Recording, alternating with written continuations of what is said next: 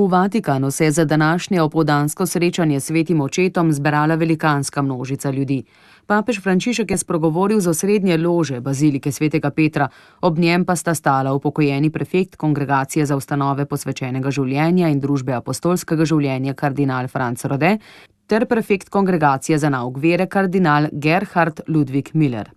Papež Frančišek je letošnjo božično poslanico začel s preprostim opisom betlehemskega dogodka, v katerem je Marijo in Jožefa označil za dve ponižni osebi, polni zaupanja v božjo dobroto, ter pastirje, starčka Simeona in Ano v njihovi poslušnosti svetemu duhu. Nadaljeval je zagotovilom, da Jezus prinaša odrešenje prav vsakemu človeku in vsem narodom. V lepoti božičnega praznika je papež na govor izrekel izraziti resnobni zbranosti. Novorojenega odrešenika je prosil, naj se ozre na naše brate in sestre v Iraku in Siriji in jim prinese upanje.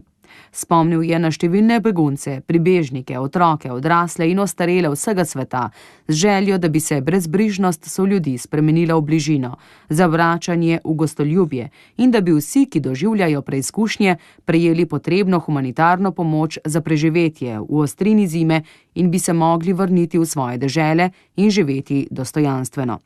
Kristusa odrešenika je nadalje prosil za mir v Nigeriji in drugih predelih afriške celine. Posebej je omenil Libijo, Južni Sudan, Centralnoafriško republiko in pokrajine Demokratične republike Kongo.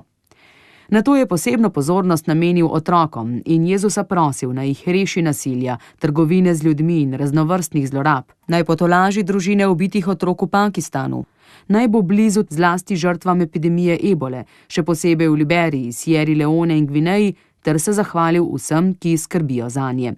Ob koncu je papež vsem zaželel blagoslovljen Božič.